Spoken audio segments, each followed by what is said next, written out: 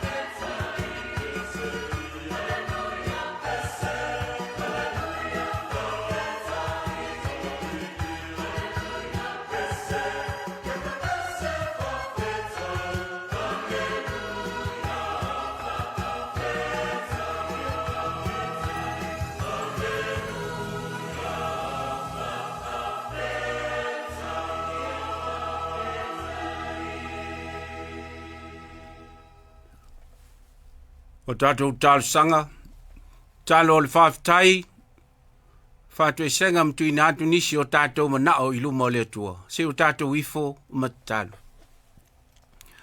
O le viinga ma le whanetanga e au lava lea tua pa ia. O wawa tumule langi ma le lalo langi I lo ma lo sili ese. Ma o le whamoe lea o lo manto wo antu I o luma I le nei Afiafi. O lo watu nuu ma I lato uma wa I loa ma fia e Tapuaiga I lau fio. Se o manto sulaina lo walofa ma lo wanga le lei I le soifua o tangata o lo ai tau malele I atu nuu e mamao. A wale sa ilinga manuia mo a inga ai meise o Samoa ma le atina ina o lona malo. Paftai mo au mea alofa foifua I le soifua ma le ola. O lo tamao a inga I le tino ma faufau ai sili I le anganga. E vivi ai o mantou langona, ona o le nei atu nuu a mantou wau mawai. E le ngata o lona tofile mu, ai o le fasoso ina mai o lona tamao a inga. Ia launta sia tangata uma. Whawhitai ona o lautusi pa ia, malona au ngā i o mantou o langa tau mawhai. O laua nganga po ia ma le ngā luenga fisosoani I lo mantou vai. Pe afia ngai ma whao sosonga. Ai sili lava I le nganga whawhitai ona o le tau langa o le whaoltanga. No e sau nia e ala I le soifua pa ia o Yesu Keriso o lo mantou wali I whaola e totasi. O wā o lona maliu malona toe soifua Manumalo mai le oti ma le tunga mau. O mantou mau ai le manuia e whawawau. Tu mau atu I lau fio le viinga. O le whane tanga nei e whawawau lava. Ai ua whasifa lo atu nuu ma le Tapuaiga I le nei Afiafi. Se I alofa ma liu walo mai o ufofonga alofa I la mantou wala au. Whapale alofa mai a wa mantou to ese lava I luma o lau fio. E le atia so mantou olo I luma o fonga pa ia. A wae ati I lau sila fanga I o mantou loto malangona. O mantou wala au se e wha mangalo Samoa ma ona taitai. Wha pale alofa I taitai o e kalesia kerisiano uma ma le whatino ina o lantou tiute. Le tua anga le leie. Wa na o lau fio e mawai lo mantou wha mangalo ina moni. Ina ua mantou langona ina le salamo wha maoni. Ma sulu whai atu I le nofu a lii ma le ami o tonu o lau fio. Wa mantou titalo mo au wha manuianga mo taitai o le malo. O e moise taitai o e kalesia kerisiano uma o Samoa. Ia pulea whai ngā malo uma I le ami o tonu o lau fio. Ia mātou ngana I le whawai o Samoa, ma ia malama le lei I lona winga. A wā o laua fio o le atua soifua ma sili ese. E le o le ngia maulangia I ni winga wha porokiki palapala. Whamanuia laua fio I nai mātua sina o lo te talo. Ula le mulila ma po le whala e Tapuaiga Faifeau o lo watunu. Nisi wa mau I whanoanga I le nei Afiafi o na ofita ma le malanga le maliu maleoti.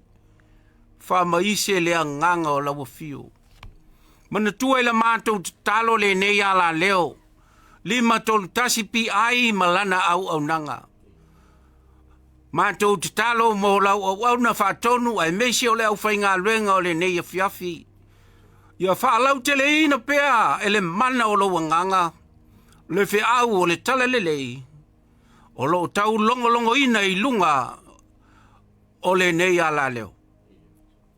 Mātou talo whapitoa mō tūpulanga tala vau o si o mātou watunuu.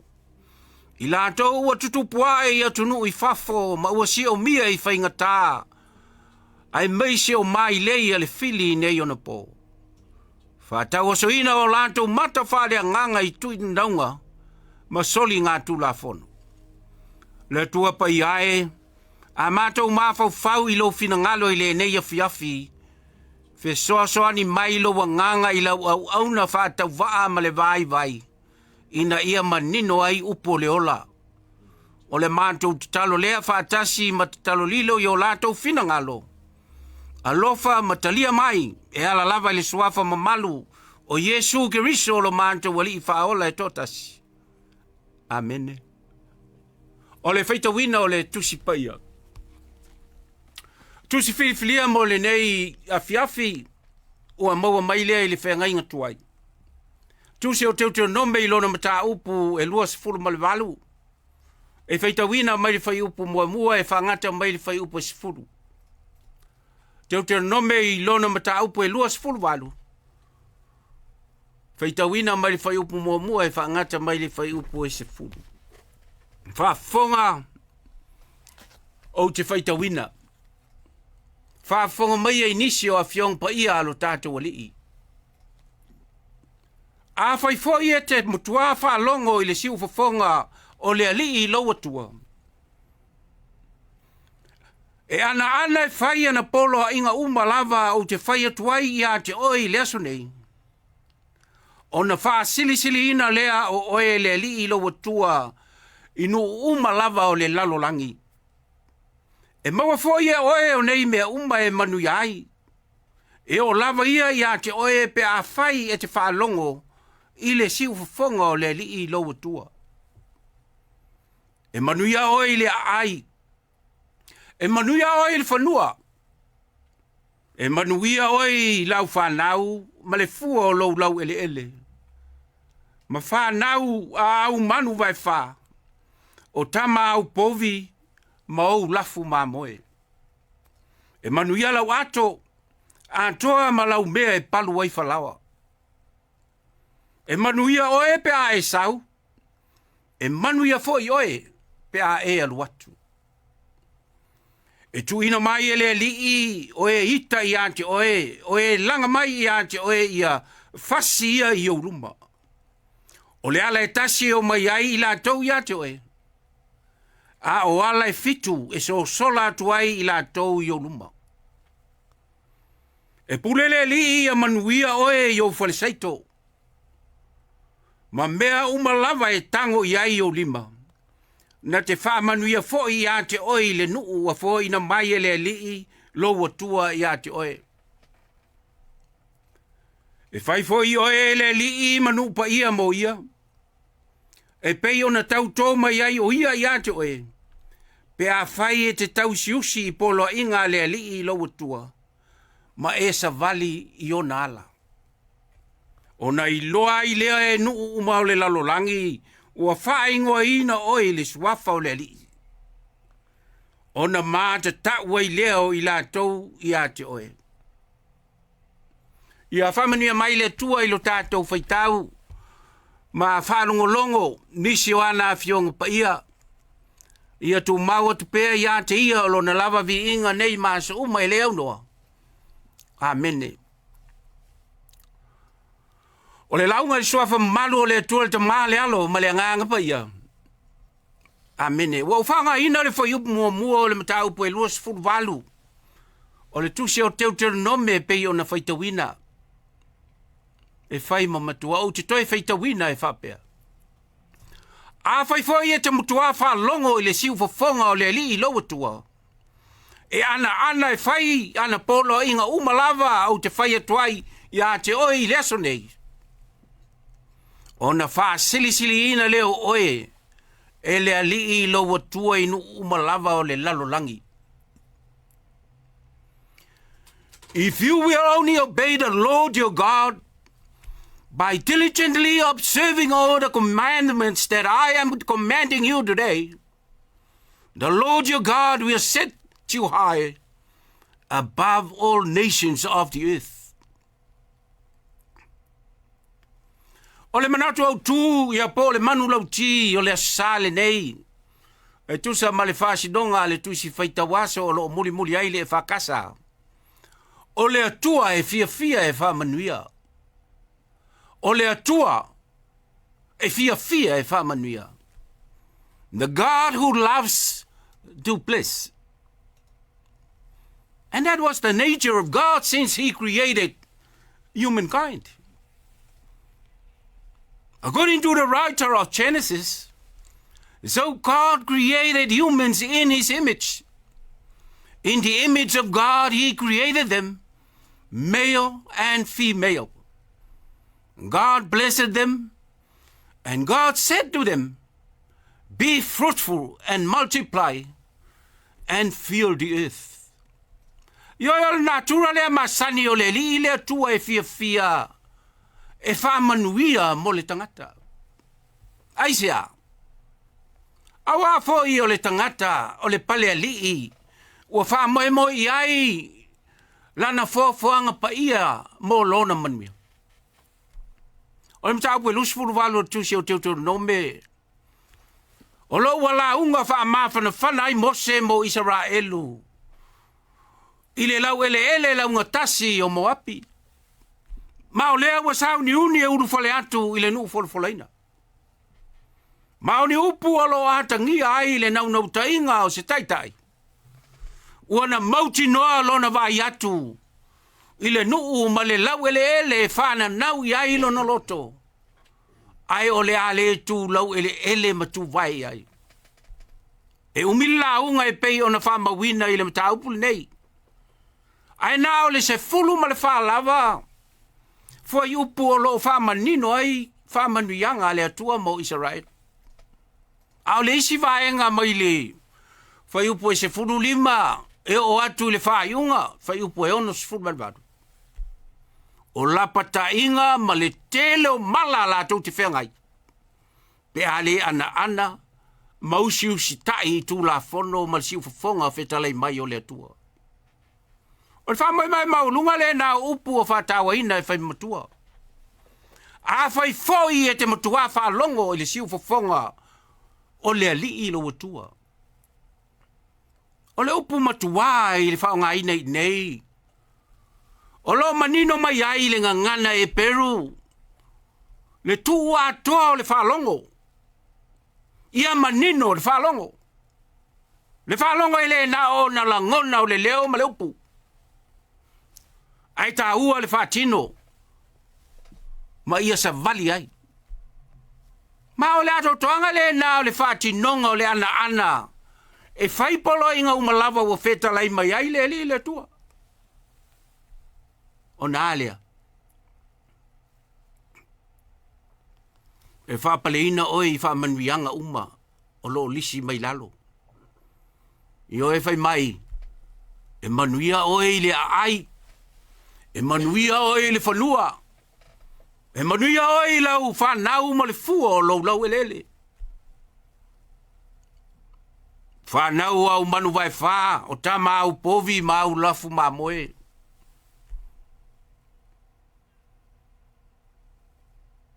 E manuia la wato ma au mea e palu ai au whalawa. E manuia oe pe a e sau. E manuia fo i oe pe a e aluatu. O le tawa lunga lava o le whaula inga manuia wa fola ina i nei. E mose e mo le nu o letua. Pai mai. Aua fo i e te alu ese i upu au whai atuai i a te outou i le aso nei. I le itu tau matau, po o le itu tau anga vale. Aua e te alu e se ai le itu tau matau, po o le itu tau anga vale. Ina ia e muri atu i atua ese, ma au auna iai. And that is the ultimatum of all these blessings. Olea, aua ne ifo i tupua ese, ma tapuai I mea e le aini ola. Yes, no idolatry. Ma ole anga sala upito I sili le na o na ino I ile le tua. Ma ole mafu anga tonu fo I le na o le whatafu na ino Israel. O na ole muli lulua. Ma le ifo I atua ese. Io e so se tangasta se nuu. E kale sia ma se malo. E la foa I le atua soifua.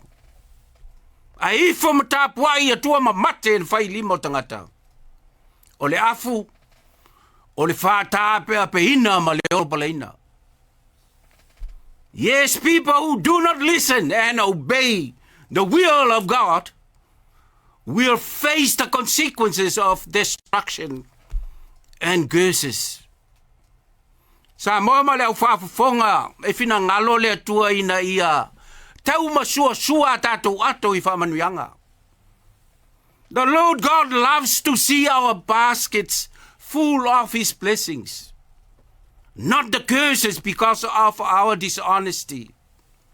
Yoe, ai le o le mati tiva ma le mana o nao, e pei o le whatau o le vaitau le nei. Lea wa whai mai, tau masua sua ma le manao. Awal vai ngare na wa fi ai whai ngā malo, e ka le sia ma ai ngai nei on po. O lea, o le tau masua sua lava o tanga tai o a inga malo ma e ka le sia. Ai mati tiva lava ma mana o nao nai tangata mawalalo. Ma le au tautua. Ma nei ale manao le whawhine na tālu sanga ia Yesu mo le vaiola.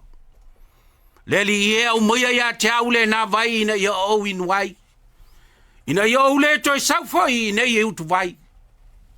Le tālu sanga ma le aisinga.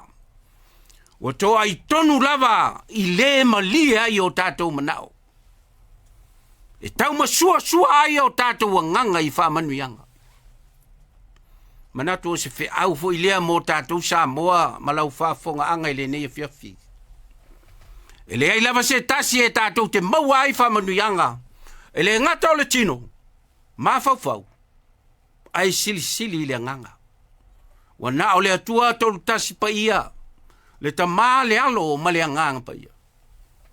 Whanau matupulanga talavou au tau o whaafonga mai I le Tapuaiga I le nei Afiafi pe a whai ei nisi. E tau masua whaamanuianga o au tau mawhainga ia o a onga mataleni. Pe a matua whaalongo mausiu stai I le siu fofonga feta lai mai o le atua. Ia mana tua o le o ngātu tonu lava o a onga tau le ata mai. Wisdom Writing's main theological message is o le matau I le lii le atua o le amatanga lea o le poto. Mo fetalai mai fo I le tua a Faifeau e te matua whaalongo I le siu fofonga o le li ilo o tua. E ana e whai ana polo inga o malawa o te whai atuai a te oi leso nei. O na wha sili ina leo oe le li ilo o tua. I nuu o malawa o le lalolangi. I oe Samoa ma le au wha fofonga. O le atua e fia e whamanuia pe a whai tātou te whalongo. Ma wha tino o lona whina ngalo. Ia tū maua tu pēa ia te ia le vi inga ma le whamanu. Nei e whavavau lava. Amene. La tātou toi vi antu I le pese ua saunia.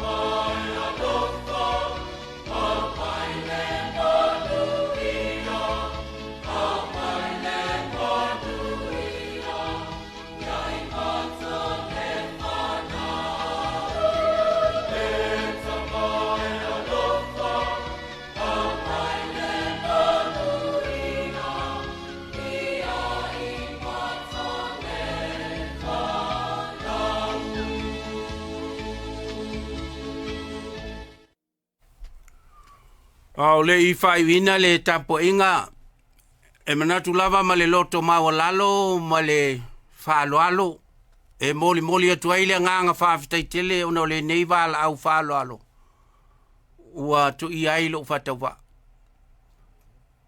Me se lava e whai ai se sao mo le tala le lei le nei Afiafi e awala antu I le nei ala leo.